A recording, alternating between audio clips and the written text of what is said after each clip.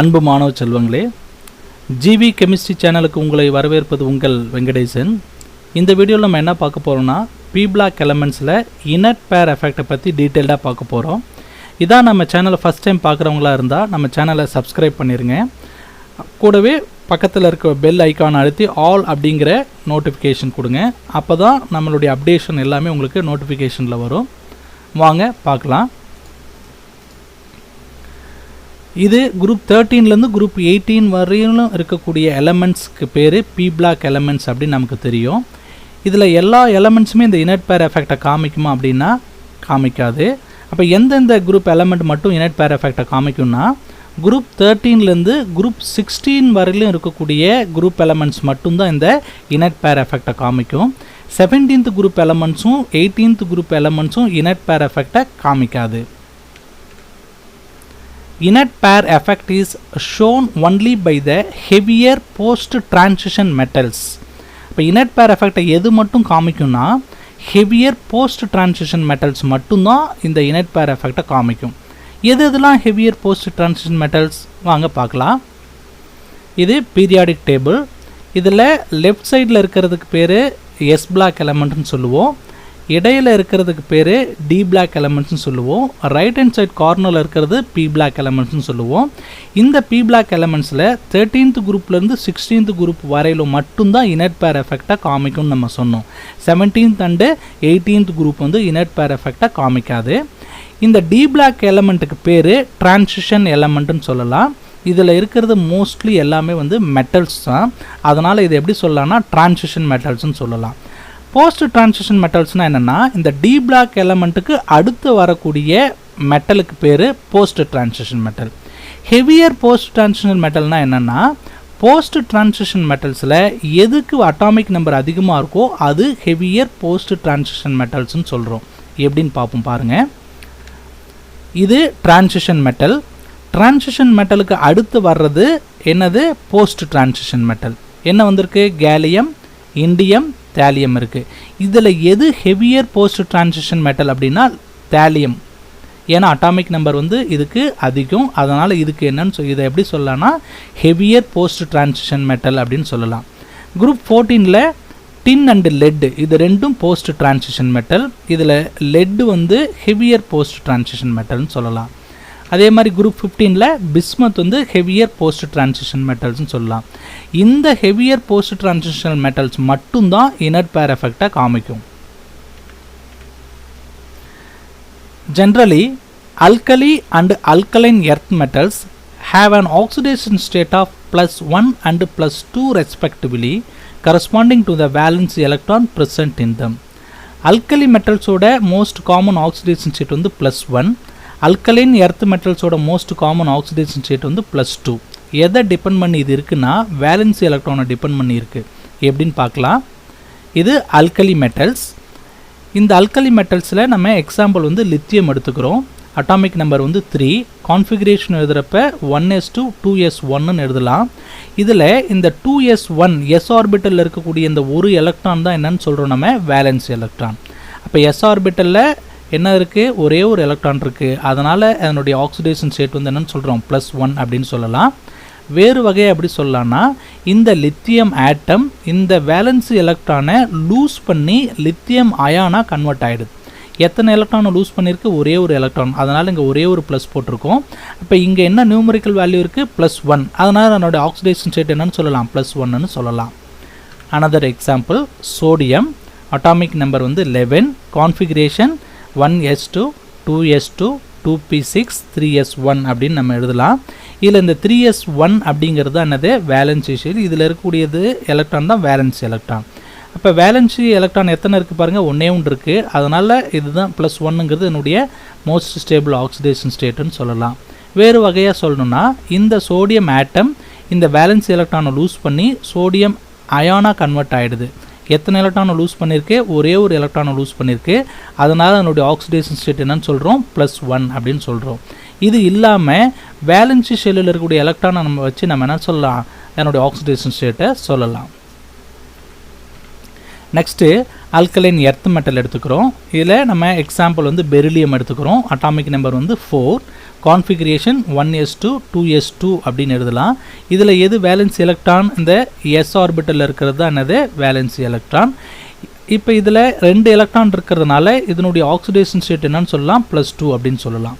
வேறு வகையாக சொல்லணும்னா இந்த பெரிலியம் ஆட்டம் இந்த வேலன்சி 2 எலக்ட்ரானை லூஸ் பண்ணி பெரிலியம் 2+ அயானாக கன்வெர்ட் ஆகிடுது.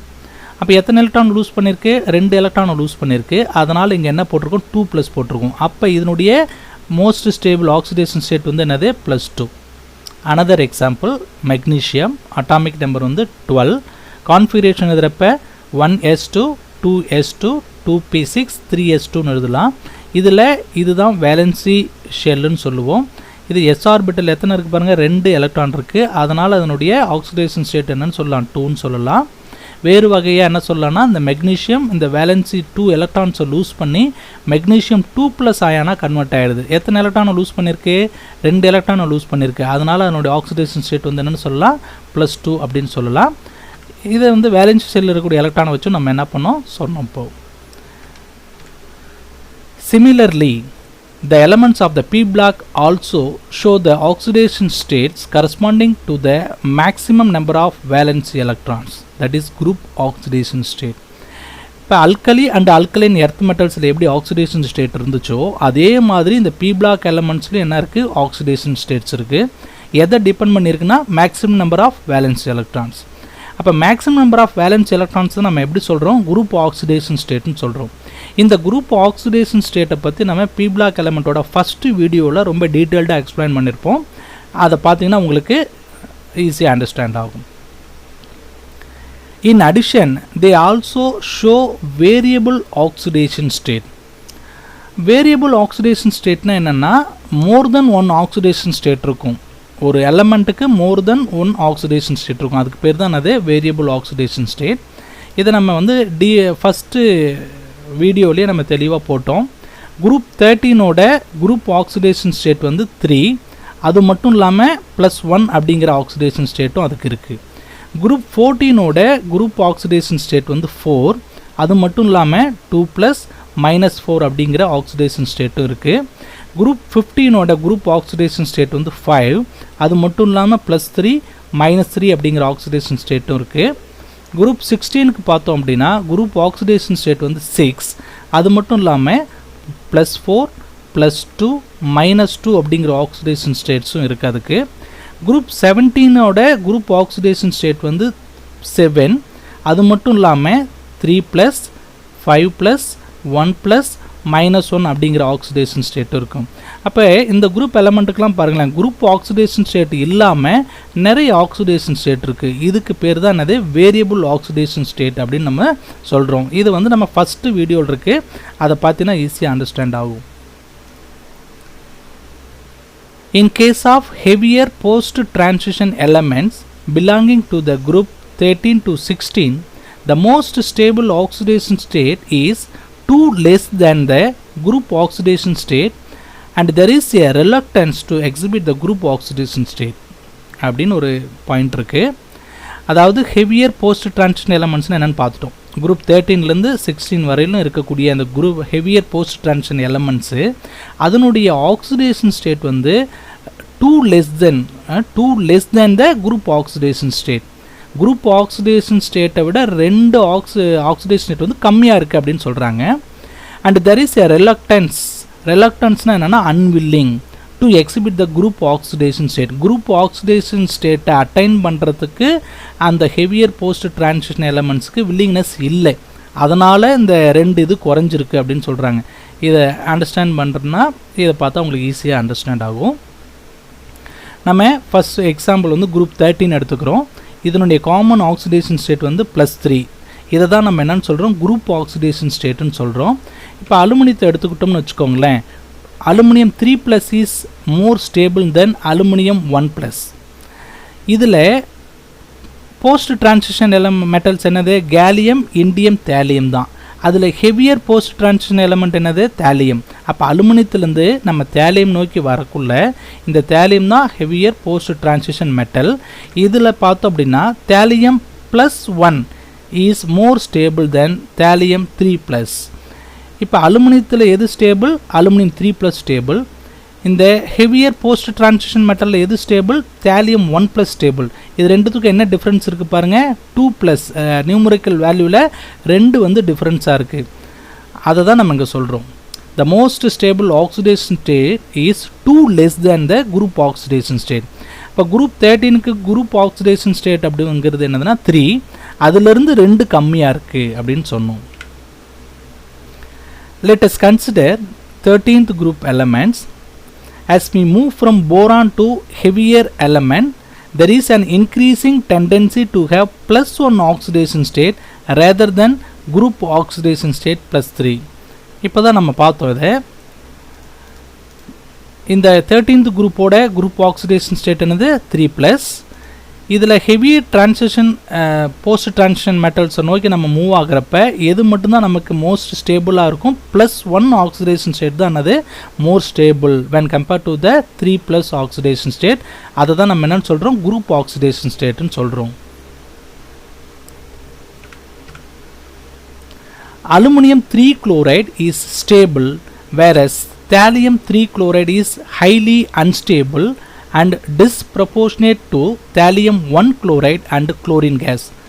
நம்ம இதுக்கு முன்னாடி பார்த்தோம் அலுமினியம் 3+ is more stable, அதனால் அலுமினியம் 3 chloride வந்து ஸ்டேபிளாக இருக்குது. thallium 1 is more stable பார்த்தோம், அதனால் thallium 1 chloride is more stable. அப்போ thallium 3 chloride வந்து என்னவாக இருக்கணும்? highly unstable தான் இருக்கணும். தேலியம் 3 குளோரைடு அன்ஸ்டேபிளாக இருக்கிறதுனால அது என்ன ஆகுது? டிஸ்ப்ரப்போர்ஷனேட் ஆகி தேலியம் 1 குளோரைடாக மாறிடுது. இந்த தேலியம் 1 குளோரைடில் தேலியத்தோட ஆக்சிடேஷன் ஸ்டேட் வந்து +1, அது வந்து ஹைலி ஸ்டேபிள் அப்படின்னு பார்த்தோம். This shows that in thallium the stable lower oxidation state corresponding to the loss of Np electrons only and not Ns electron. இந்த தேரியம் 1 குளோரைடு இருக்கு இல்லையா, இது ஃபார்ம் ஆகுது இல்லை தேரியம் 3 குளோரைடில் இருந்து.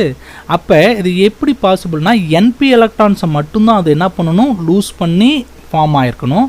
Ns எலக்ட்ரானில் வந்து எந்த ஒரு எலக்ட்ரானும் அங்கே அது என்ன பண்ணாது? லூஸ் பண்ணாது. எப்படின்னு பார்ப்போம். இப்போ அலுமினியம் எடுத்துருக்குறோம். அட்டாமிக் நம்பர் வந்து 13. Configuration எழுதுகிறப்ப 1s2 2s2 2p6 3s1 3p1ன்னு எழுதுகிறோம். இதில் இதுதான் வந்து என்னது? வேலன்சி எலக்ட்ரான்ஸ் அப்படின்னு சொல்லலாம். இப்போ அலுமினியம் 3+ஆக மாறுறப்ப இந்த 3 எலக்ட்ரான்ஸையும் அது என்ன பண்ணிடும்? லூஸ் பண்ணிடும்.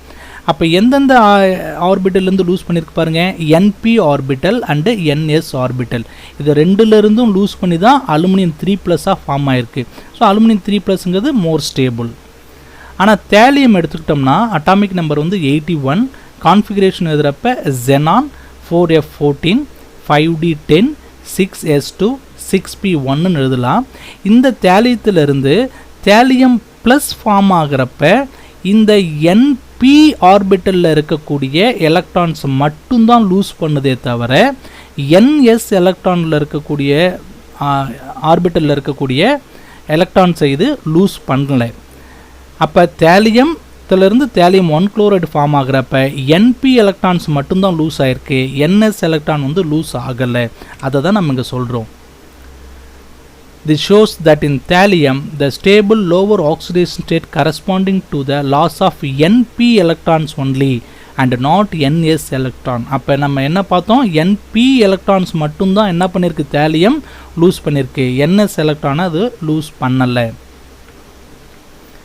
Thus in heavier post transition metals the outer s electron, that is Ns electron, have a tendency to remain inert and show a reluctance to take part in the bonding, which is known as inert pair effect.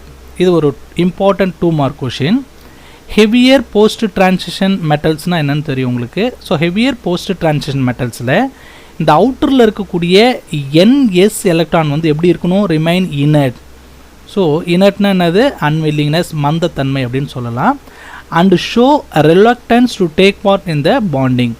ரிலக்டன்ஸ்னால் என்னது? Unwilling. So chemical ரியாக்ஷனில் பாண்டிங்கில் involve ஆக அது விரும்புறது இல்லை, அன்வில்லிங்காக இருக்குது. So இதை தான் நம்ம என்னன்னு சொல்கிறோம்? இனர்ட் பேர் எஃபெக்ட்னு சொல்கிறோம்.